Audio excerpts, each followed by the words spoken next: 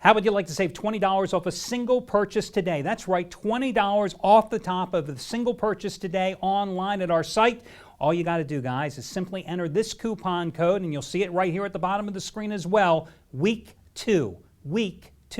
W-E-E-K and the number 2, no space between week and 2. You enter week 2 when prompted in your shopping cart. You will save $20 off a single purchase today. Remember, guys, not only do I do the Countdown to Kickoff show here along with Steve Budin, but every single day I do a daily video report where I offer you money-saving discount codes that can save you big dollars off your purchases, short-term and long-term here online. Plus, I have the $5 Play of the Week promotion, the Charity Play of the Week promotion, where we help others and make a greater good out of gambling. Again, today, your money-saving discount coupon code for Sunday, save $20 off a single purchase, and that is simply going to be week 2, W-E-E-K 2. Enter it when prompted in your shopping cart.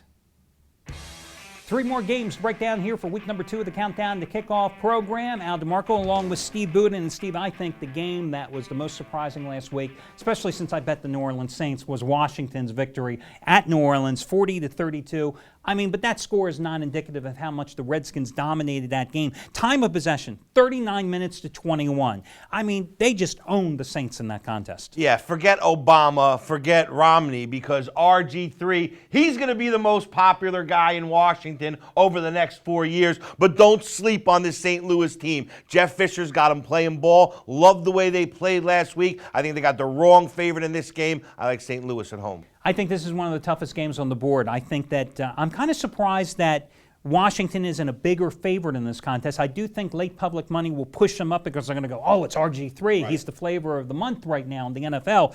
But again, I like the way Jeff Fisher has retooled this team, and I think it could be a low-scoring game, and maybe the grabbing the points is the way to go. I'd never play it. But then again, what do I know about the Redskins after going against them last week and getting hammered?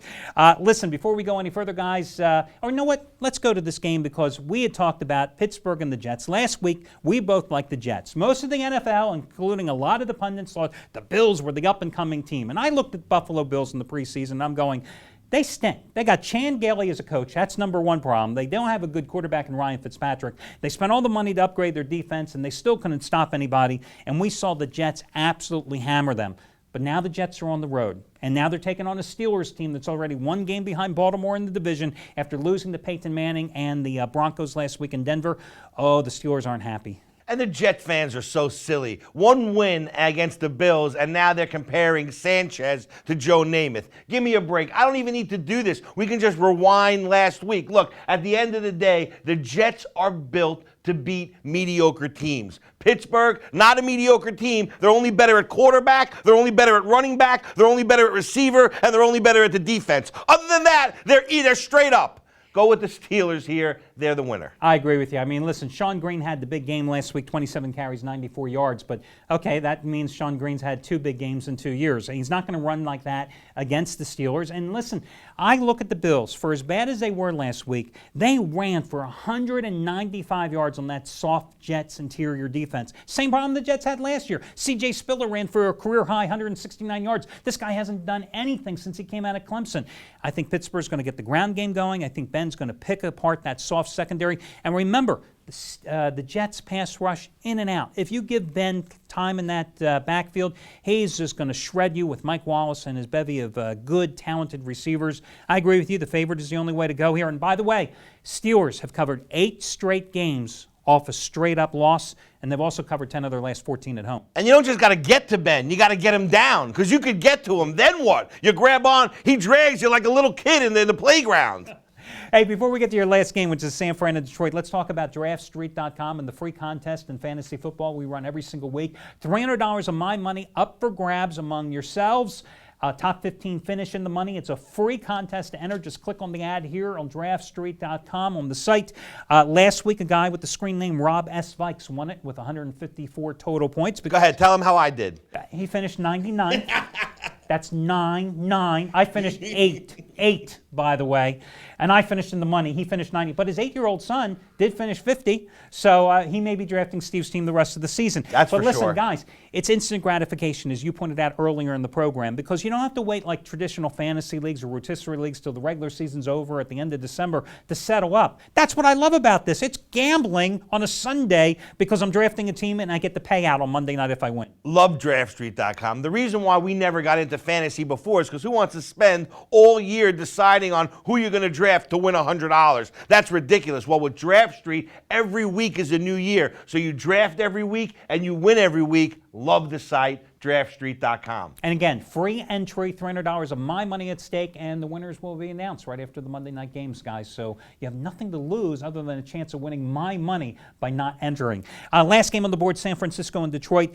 Washington was a surprise last week, certainly for me at New Orleans, but I got to tell you, the most impressive performance to me on the field last week, overshadowing the Redskins and RG3, and even Peyton Manning and the Broncos, was San Francisco going into Lambeau. That final score says 30-22, but you got to realize that was a 23-7 game after 3 quarters. 49ers own the Packers at Lambeau.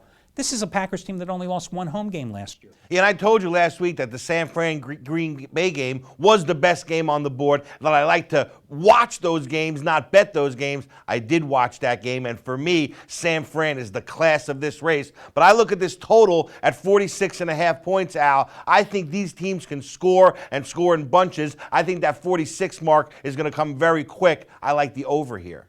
Oh, that's interesting. Okay, the Lions are 24-12-2 over in their last 38 games. Lions have failed to cover 5 straight on the road last season. That's how they ended it poorly. San Francisco 8-1-1 ATS at home last year.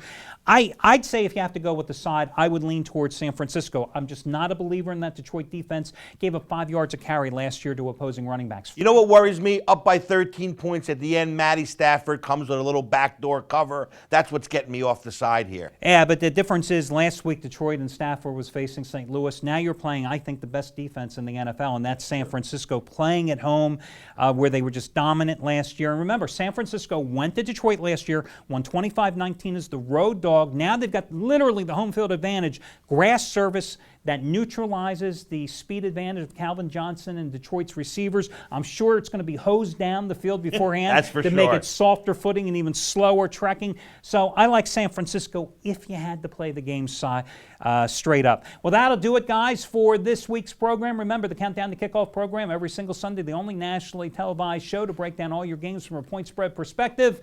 Make sure you enter the free DraftStreet.com contest. For Steve Budin, Al DeMarco, we will catch you next week. And remember, guys, every single day here at the site, you can catch my daily video reports where I have money-saving discount coupons, the $5 Play of the Week promotion, etc. Check it out. Here, it's free to watch.